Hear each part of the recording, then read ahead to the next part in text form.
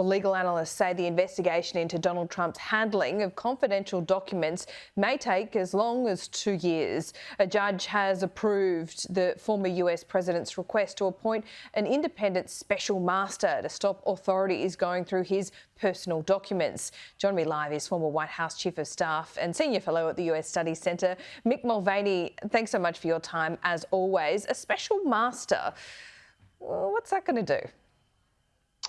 Slow things down first and foremost. This person will now take over the review of the documents for the specific purpose of making sure there's no documents there that are protected by attorney-client privilege under our laws and, interestingly, under executive privilege. The government, FBI, has tried to make the case that Donald Trump doesn't have any more executive privilege because he's not the executive anymore. The court disagreed with that, and this will throw a giant speed bump. It'll slow things down, a giant hurdle to the government as it tries to move forward, because now special master will have to be appointed. That's not automatic. It'll take a while to do that. And then that special master will have to go through all of the documents to see what's appropriate for the FBI to use. So unless it's appealed, which is likely and certainly possible, but I would think likely, this could drag things out for several months, if not years.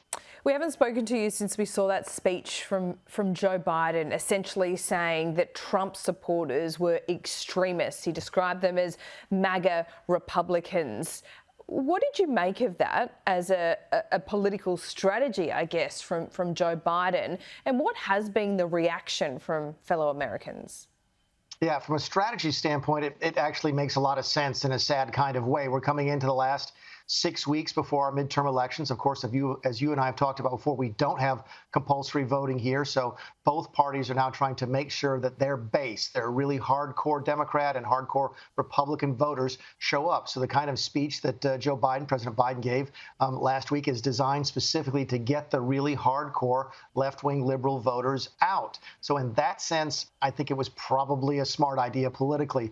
From a national standpoint, it's just making things a lot worse here. The visuals were terrible. I don't know if you saw in Australia that the backlighting, it was stark, it was red, it looked really, really sort of horrific, and it's not doing much to sort of heal the nation, especially from a candidate, from a president who ran as a uniter and a healer. That's certainly not the role he's been playing recently. So it doesn't help much. It may help politically. We'll know in about 6 weeks. Yeah, we will. It did. You're right. It looked menacing. It was at night. It looked dark, foreboding, ominous, all of those things. But as you say, this might get the hardcore left out, but it might also be counterproductive and get the hardcore right out to vote, won't they? Or are they voting anyway?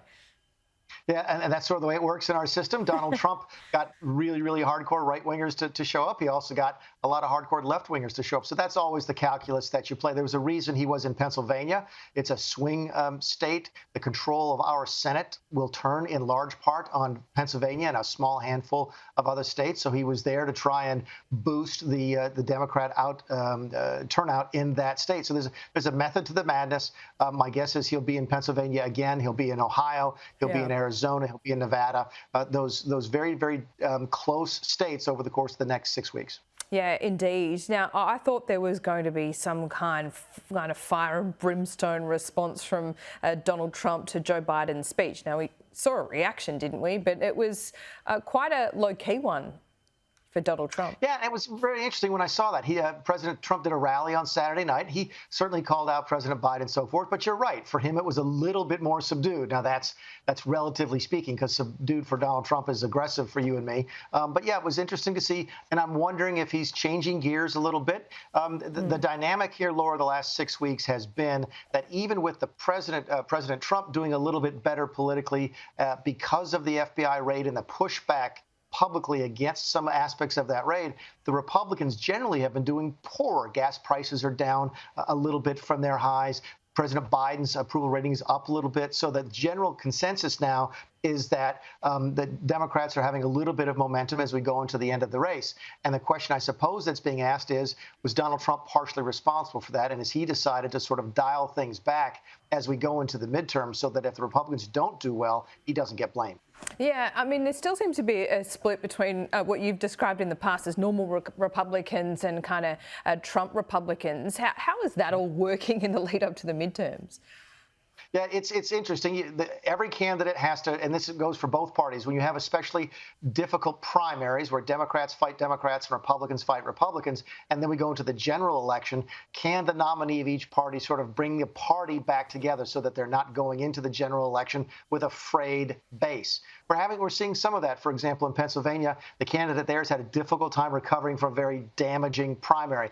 In Ohio, the Republican is doing a little bit better. In Nevada, the Democrat's not doing as well. So, yeah, that dynamic is really interesting. With only two parties in a country of 350 million people, you sort of have to corral a broad base of people, and it's hard to do, especially in these very, very close, hard-fought states. Yeah, well, you're going to explain it all to us as the results come in for the midterms and the lead up to it. I can't wait, Mick Mulvaney. We'll speak soon. Thanks, Laura.